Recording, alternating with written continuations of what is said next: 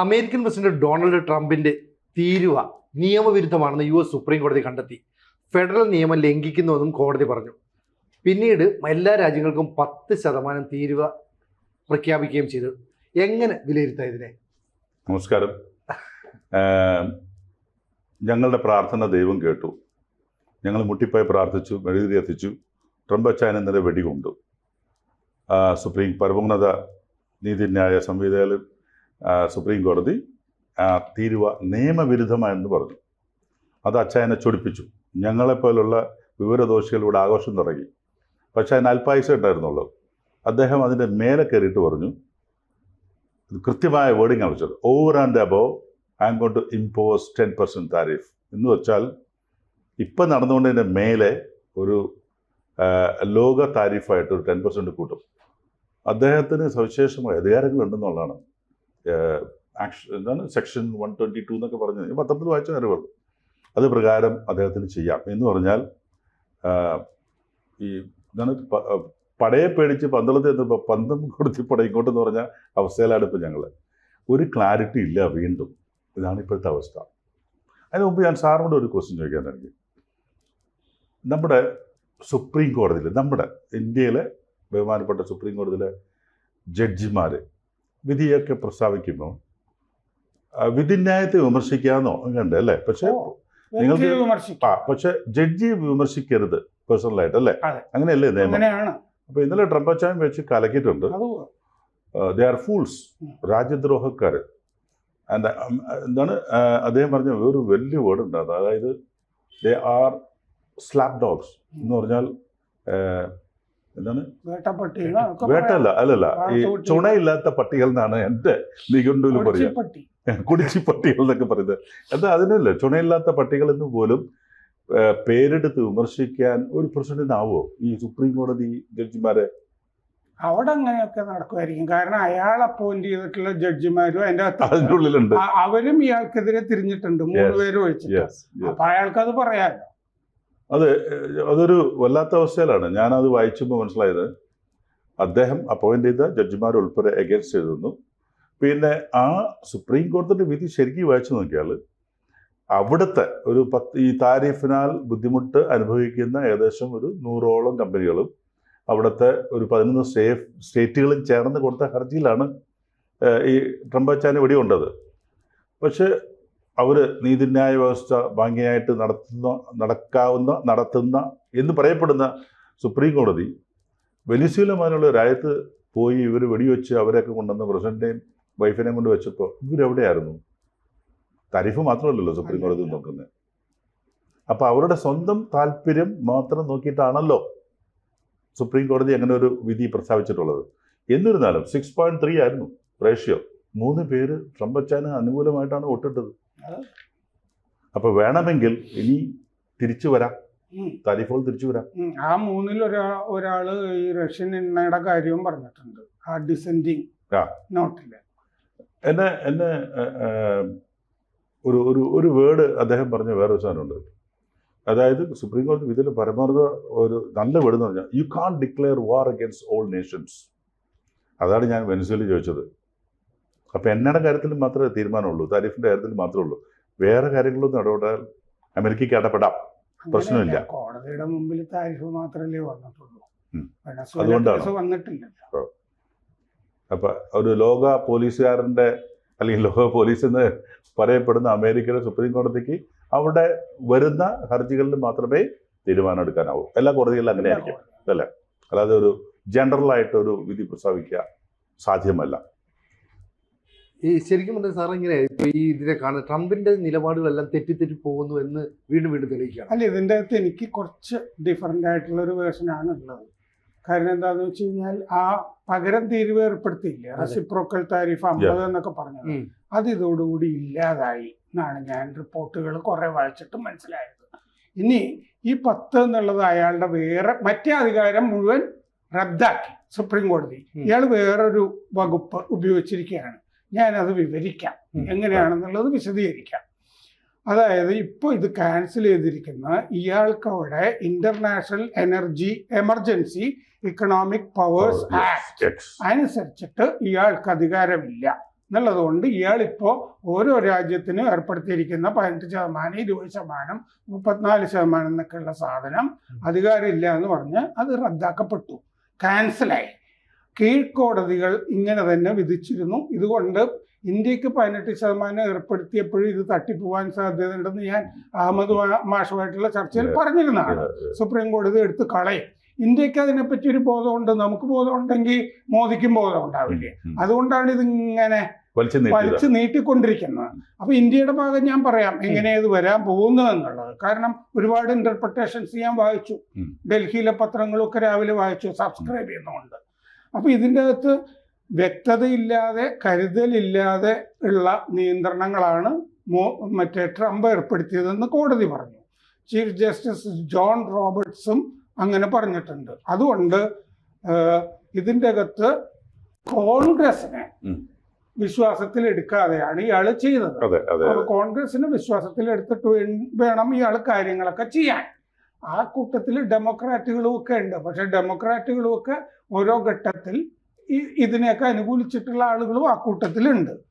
ഇത് 1971 നിക്സൺ 10% ചുമത്തി. അങ്ങനെയാണ് ഇത് തുടങ്ങുന്നത്. 1977 മുതൽ ഇത് തുടർച്ചയായിട്ട് നടക്കുന്നുണ്ട്.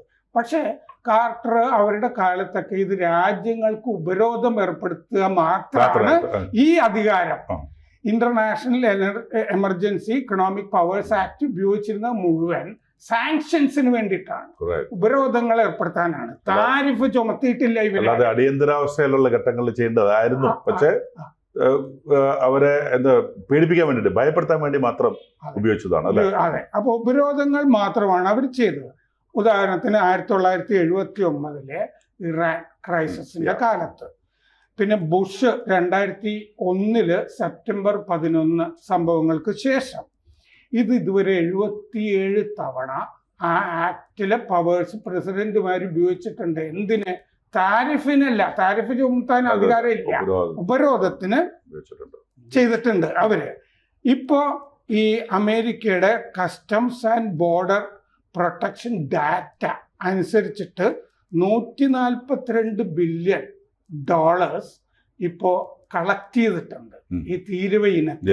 അപ്പൊ ഇത് തിരിച്ചു കൊടുക്കേണ്ടി വരുമോ എന്നുള്ളൊരു ചോദ്യം ഉണ്ടല്ലോ ഈ വിധിക്ക് ശേഷം. അപ്പൊ 2025 $142 ബില്യൺ കളക്ട് ചെയ്തിട്ടുണ്ട് താരിഫ്. അപ്പൊ ഇത് റീഫണ്ട് ചെയ്യണം എന്നൊന്നും കോടതി വിധിയിൽ പറഞ്ഞിട്ടില്ല. റീഫണ്ട് ചെയ്യണം എന്ന് പറഞ്ഞാൽ തന്നെ ഇത് വലിയ പ്രോസസ്സായിരിക്കും. പക്ഷേ ഞാൻ രാവിലെ വായിച്ചപ്പോൾ എനിക്കൊരു സന്തോഷം തോന്നിയൊരു കാര്യം, ഇല്ലിനോയിലെ ഗവർണർ റീഫണ്ട് ചോദിച്ചിട്ട് ഒരു നോട്ടീസ് ട്രംപിന് അയച്ചിട്ടുണ്ട്. ഡെമോക്രാറ്റ് ആയിരിക്കും, പക്ഷെ $9 ബില്യൺ ഇല്ലിനോയില് ദുരിതത്തിലാണ്ട കർഷകർക്കും വീട്ടുകാർക്കും. കാരണം നിങ്ങൾ ചുമത്തിയ താരിഫ് ഇവിടുത്തെ വീടുകളെയും കർഷകരെയൊക്കെ ബാധിച്ചു. ഞങ്ങൾക്ക് ഈ സംസ്ഥാനത്തിന് $9 ബില്യൺ നിങ്ങൾ തരണം എന്ന് പറഞ്ഞ് നോട്ടീസ് ഉടനെ അയച്ചു JB പ്രിറ്റ്സ്കർ ഗവർണർ. അപ്പോൾ അങ്ങേര് പറയുന്ന ഗ്രോസറിയുടെ വില കൂടിയോടെ, പലചരക്ക് ധാന്യങ്ങൾ ഇതിൻ്റെയൊക്കെ വില കൂടി. ഓരോ വീടിനും $1700 കൂടുതലമായിട്ട് വന്നു. ആ 1700 ഇൻറ്റു ഇത്ര വീട്, ആ കണക്കാണ് ഞാൻ പറയുന്നതെന്ന് പറഞ്ഞിട്ടുണ്ട്. ഇനി ഇന്ത്യയിൽ നിന്ന് $487 മില്യൺ ആണ് ശേഖരിച്ചിരിക്കുന്നത് തീരുവയായിട്ട്. അതായത് $108 ബില്യൺ നമ്മൾ കച്ചവടം ചെയ്തതിൽ, കയറ്റി അയച്ചതിൽ $487 മില്യൺ തീരുവയായിട്ട്. ഇതും തിരിച്ചു തരണോ എന്നുള്ള ചോദ്യം ഉണ്ടല്ലോ. പക്ഷെ ട്രംപ് ഇപ്പോ 10% ചുമത്തിയിരിക്കുന്നത് വേറൊരു ആക്ട് അയാൾ പ്രാബല്യത്തിൽ കൊണ്ടുവരികയാണ്. കാരണം ഇയാള് ചുമത്തിയ പകരം തീരുവയൊക്കെ സുപ്രീം കോടതി എടുത്ത് കളഞ്ഞല്ലോ. അപ്പൊ അയാൾ വേറൊരു ആക്ട് ഉപയോഗിച്ച് ആഗോളതലത്തിൽ എല്ലാ രാജ്യങ്ങൾക്കും 10% ഉപയോഗിച്ചു. അത് 1974 ട്രേഡ് ആക്ടിന്റെ സെക്ഷൻ 122. പിന്നെ വേറൊരു സെക്ഷൻ അയാൾക്ക് ഉപയോഗിക്കാം, സെക്ഷൻ 332 ഓഫ് താരിഫ് ആക്ട് 1930. ഇങ്ങനെ 2 വിദ്യയാണ് അയാളുടെ കയ്യിലുള്ള. ഇതിലൊരെണ്ണം അയാൾ ഉപയോഗിച്ചു. പക്ഷേ ഈ താരിഫ് പരമാവധി ഉപയോഗിക്കാവുന്നത് ആക്ടിൽ പറയുന്നത് 15%. 15% പക്ഷെ 150 ദിവസത്തേക്ക് ഉപയോഗിക്കാവൂ എന്നുമുണ്ട്. ഓ മനസ്സിലായില്ലേ? അപ്പൊ ഈ 10% അയാൾ ചുമത്തിയിരിക്കുന്നത് 150 ദിവസത്തേക്ക് ഓടുകയുള്ളൂ. പക്ഷെ ഇവിടെ ഒരു പ്രശ്നമുണ്ട് സർ. ഇപ്പൊ ഞങ്ങളുടെ സീ ഫുഡ് സെക്ഷൻ എടുത്തു കഴിഞ്ഞാൽ ഞങ്ങൾ ഓൾറെഡി ഈ താരിഫൊക്കെ വരുന്നേക്കാൾ മുമ്പ് ഞങ്ങൾ ഏകദേശം 10% കൊടുത്തുകൊണ്ടിരിപ്പുണ്ട്. അതായത് ഒന്ന് ആന്റി ഡംപിങ് ഡ്യൂട്ടി എന്നും ഒന്ന് കൗണ്ടർ വെയിൽ ഡ്യൂട്ടി എന്ന് പറഞ്ഞിട്ട്.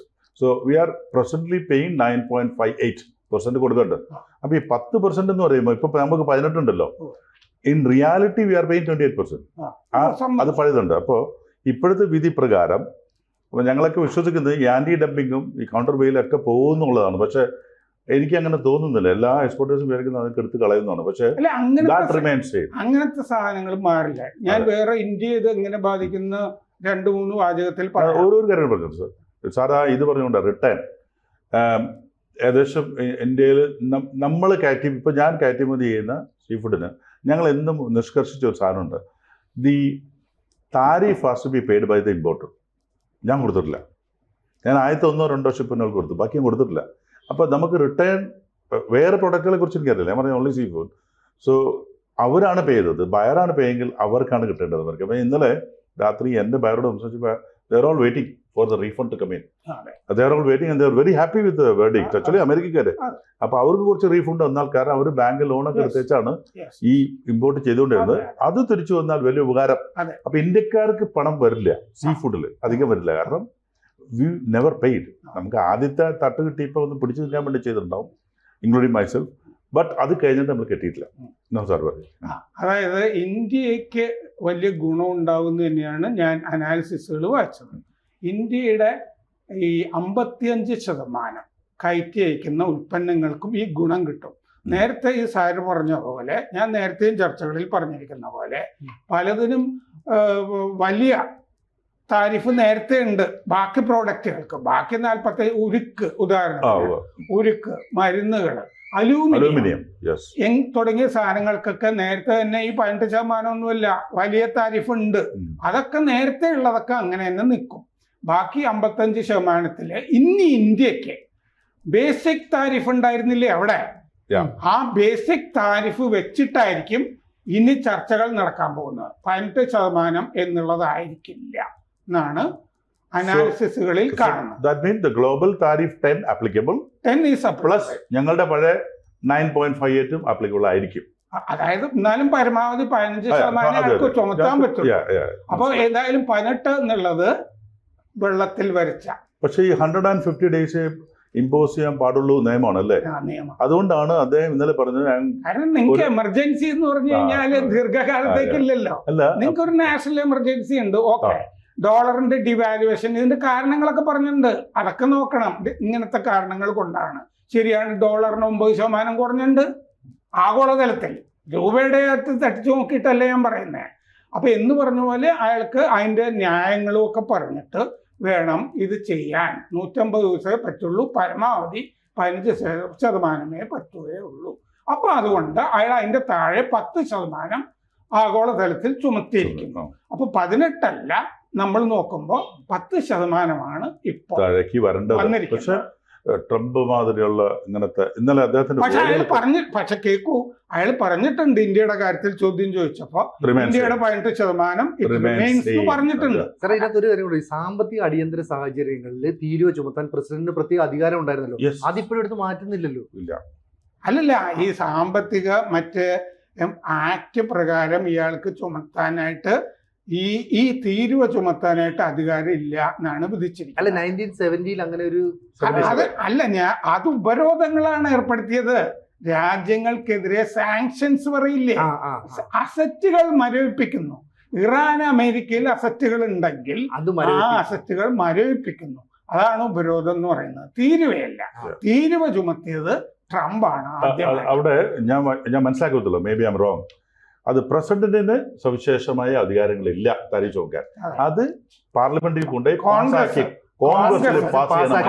പാസ്സാക്കണം. അതുകൊണ്ട് നിങ്ങൾക്ക് അധികാരമില്ല. പക്ഷെ എപ്പോൾ ചെയ്തോണ്ടിരുന്ന ട്രംപിന്റെ അധികാരം എന്ന് പറഞ്ഞിട്ടാണ് അല്ലേ ചെയ്തത്. എക്സിക്യൂട്ടീവ് ഓർഡർ ഇടുകയാണ് ചെയ്തത്. അതെടുത്ത് റദ്ദാക്കി. അങ്ങനെയാണെങ്കിൽ ഈ നിരവധി കമ്പനികളില്ലേ ഈ അധിക തീരുവ കൊടുത്ത ആ കമ്പനികൾ ഈ ആവശ്യമായിട്ട് മുന്നോട്ട് വന്നാൽ എന്ത് നിലപാട് സ്വീകരിക്കണം? കാശ് തിരിച്ചു കൊടുത്തേ പറ്റൂ. പക്ഷേ ട്രംപ് എന്ന് പറയുന്ന ട്രംപ് ഒരു പൊളിറ്റീഷ്യൻ അല്ല, നിങ്ങൾ എപ്പോഴും മനസ്സിലാക്കണം. ഈസ് എ ബിസിനസ് ഗായ്. അപ്പൊ ട്രംപ് എന്ന് പറയുന്ന ഈ പിടിവാശി ശാഠ്യക്കാരനായ അദ്ദേഹം ഇന്നലെ പറഞ്ഞില്ലേ, ഐ എം എക്സ്ട്രീംലി ഷെയിംഫുൾ. ഈ ജഡ്ജിമാരെ രാജ്യദ്രോഹക്കാരെന്ന് വരെ വിളിക്കാൻ ഉള്ള തൻ്റെ ഇടമുള്ള ഒരു president, do you think will pay back? I don't think so. അതായത് അയാള് പറഞ്ഞിരിക്കുന്നത് എന്താന്ന് വെച്ച് കഴിഞ്ഞാൽ കോടതി വിധി എന്നെ കൂടുതൽ ശക്തനാക്കി എന്നാണ് പറഞ്ഞത്. കാരണം എൻ്റെ കയ്യിൽ വേറെ 2 സാധനം കിടപ്പുണ്ടല്ലോ, അത് ഞാൻ പ്രയോഗിക്കും. അത് പ്രയോഗിക്കുന്നുള്ളത് കാരണം ഈ മണ്ടത്തരം പറ്റി എന്നുള്ളത് കീഴ്ക്കോടതികളിൽ വെച്ച് തന്നെ മനസ്സിലായിരുന്നു. അപ്പൊ തന്നെ ഇവര് ഈ 2 സാധനം ഉണ്ട് എന്നുള്ളതൊക്കെ എക്സ്പെക്ട് ചെയ്യുന്നുണ്ടായിരുന്നു. ഉടനെ 10% പ്രഖ്യാപിച്ചു. പക്ഷെ 50-ഉം 34-ഉം ഒക്കെ പറഞ്ഞെടുത്തുനിന്നാണ് ഇത് ചെയ്തിരിക്കുന്നത്. അപ്പൊ ആ മേടിച്ചത് തിരിച്ചു കൊടുക്കണം. ഇപ്പോ ഓൾറെഡി ഇല്ലിനോയി നോട്ടീസ് കൊടുത്തല്ലോ. ഇത് മറ്റ് പ്രവിശ്യകളും ചിലപ്പോ റിപ്പബ്ലിക്കൻ പ്രവിശ്യകളും ഇതില്ലാന്ന് വരാം. 11 സ്റ്റേറ്റുകളുണ്ട്. പക്ഷെ ഈ സമയത്ത് ഈ വിധി വന്നതുകൊണ്ട് നമ്മളിനി ബേസിക് താരിഫിൽ നിന്ന് ചർച്ച തുടങ്ങി. ഇന്ത്യയുടെ 18% എന്നൊക്കെ ഉള്ളത് നീങ്ങി ഏതായാലും കീഴ്പോട്ട് വരുന്നുള്ള അദ്ദേഹം ഇന്നലെ പറഞ്ഞിട്ടുണ്ട് ഇന്ത്യക്ക് അങ്ങനെയൊക്കെ പറഞ്ഞിട്ടുണ്ട്. പക്ഷെ ശരി, ഞാൻ ചോദിക്കട്ടെ, നമ്മളിനി വീണ്ടും മലയാളത്തിൽ വീണ്ടും ചർച്ച എന്ന് പറയില്ലേ, അത് തുടങ്ങണം. തുടങ്ങുമ്പോ സുപ്രീം കോടതി അടിച്ചു കഴിഞ്ഞല്ലോ, ഇനി നിങ്ങൾക്ക് ആ പവർ ഇല്ലല്ലോ നേരത്തെ പറഞ്ഞത്. അതുകൊണ്ട് ആ 18 എന്നുള്ളത് ഇല്ല എന്ന് പറഞ്ഞു ഇനി നമ്മൾ ചർച്ച തുടങ്ങാൻ പറ്റുള്ളൂ. നമുക്ക് പ്രാർത്ഥിക്കാം അത് 10 ആവട്ടെ എന്നും, പിന്നെ ബാക്കി ഞങ്ങൾ കൊടുത്തുകൊണ്ടിരിക്കുന്ന 10 വേറെ നമ്മൾ കൊടുക്കുന്നുണ്ട്. അതൊക്കെ അപ്പൊ 28 നിന്ന് 20 ആയി. ഈ അലൂമിനിയം നേരത്തെ വലിയ താരിഫ് ഉള്ളതൊക്കെ അങ്ങനെ തന്നെ നിൽക്കും. അതിന് ബാധകമല്ലല്ലോ ഇത്. ഇയാള് ചുമത്തിയ പകരം തീരുവ എന്ന് പറഞ്ഞ സംഗതി ഉണ്ടല്ലോ, ഈ 50 പിന്നെ 18 ആക്കി, ഇതൊക്കെ പോകുന്നു. അതാണ്. പിന്നെ 10 വന്നു. സാർ ഒരു സംശയം, ഈ തീരുവ തുറപ്പിട്ടാക്കിക്കൊണ്ടാണല്ലോ ഈ ട്രംപിന്റെ വ്യാപാര യുദ്ധം. ഈ വ്യാപാര യുദ്ധം ട്രംപിന് ഇനി നടത്താൻ പറ്റില്ല എന്നിതുകൊണ്ട് മനസ്സിലാക്കാം. അങ്ങനെയല്ല. അതുകൊണ്ടാണ് ഞാൻ പറഞ്ഞത് ഇയാളുടെ കയ്യിൽ 2 ആക്ട്, പ്രസിഡന്റിന് പ്രയോഗിക്കാവുന്ന 2 ആക്ട് സ്വന്തമായിട്ട് പ്രയോഗിക്കാവുന്നതുണ്ട്. 1974 ട്രേഡ് ആക്ട് സെക്ഷൻ 122 അത് അയാൾക്ക് പ്രയോഗിക്കാം. ഈ ഇന്റർനാഷണൽ സാങ്ഷൻ എക്കണോമിക് പവർ അയാൾക്ക് ഉപയോഗിക്കാൻ പറ്റില്ല. അത് ദേശീയ സുരക്ഷയെ ബാധിക്കുന്ന കാര്യങ്ങൾ ഉണ്ടെങ്കിൽ മാത്രമേ അയാൾക്ക് ആക്ട് ചെയ്യാൻ പറ്റുള്ളൂ എന്ന് അതിൻ്റെ അകത്തുണ്ട്. അത് സാങ്ഷൻസ് മാത്രമേ പറ്റുള്ളൂ. പിന്നെ സെക്ഷൻ 338 ഓഫ് താരിഫ് ആക്ട് 1930 വേറെ 2 ആക്ടുകൾ ഇയാൾക്ക് പ്രയോഗിക്കാമായിരുന്നു. തെറ്റുപറ്റിപ്പോയി മറിയെ എന്ന് കീഴ്ക്കോടതി സമ്മതിക്കുന്നില്ല.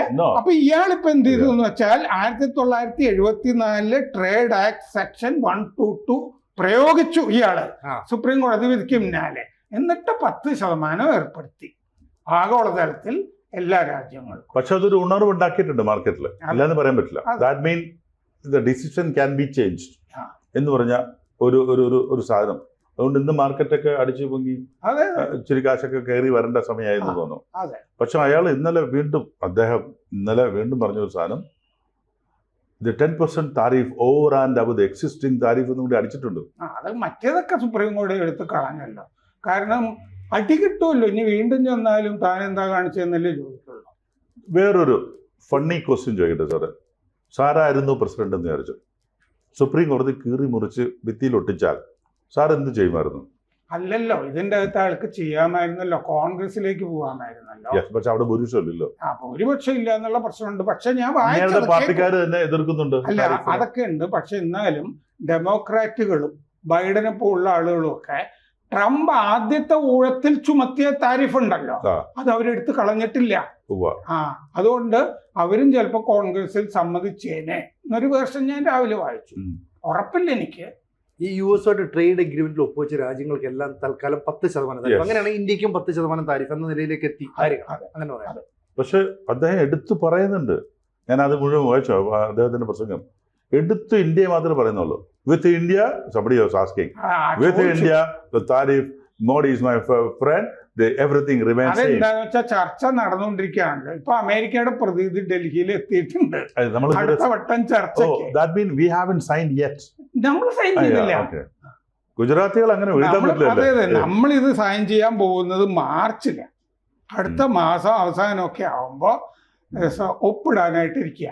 ഒരവസാന രൂപം ഉണ്ടായി. അപ്പോഴിത് സുപ്രീം കോടതിയിൽ സുപ്രീം കോടതിയിൽ നേരത്തെ വിധി അല്ല വരേണ്ടതായിരുന്നു. സാർ, അപ്പൊ ഇന്ത്യ വെയിറ്റ് ചെയ്യണമായിരുന്നോ ഈ വിധിക്ക് വേണ്ടിയിട്ട്? വെയിറ്റ് ചെയ്യുന്നുണ്ടായിരുന്നു. ഉണ്ടായിരുന്നു, അതിന് വേണ്ടിയിട്ട് വെയിറ്റ് ചെയ്യണമായിരുന്നു.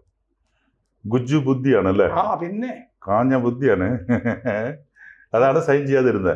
നമ്മളൊക്കെ കൂടി പറഞ്ഞു എന്തേ സൈൻ ചെയ്യാത്ത, എന്തേ വെച്ചോണ്ടിരിക്കുന്നത്, നിങ്ങൾക്ക് എന്താ ചുണയില്ലേ എന്നൊക്കെ ചോദിച്ചുകൊണ്ടിരുന്നു. പക്ഷേ വെയിറ്റിംഗ് ഫോർ പല ആളുകൾ ഈ സോഷ്യൽ മീഡിയയിൽ ഈ കമന്റ് ഇടുന്നുണ്ടായിരുന്നു, 18% കുറച്ചു എന്ന് പറയുന്നു, 50-ൽ നിന്നാണ് കുറഞ്ഞത്.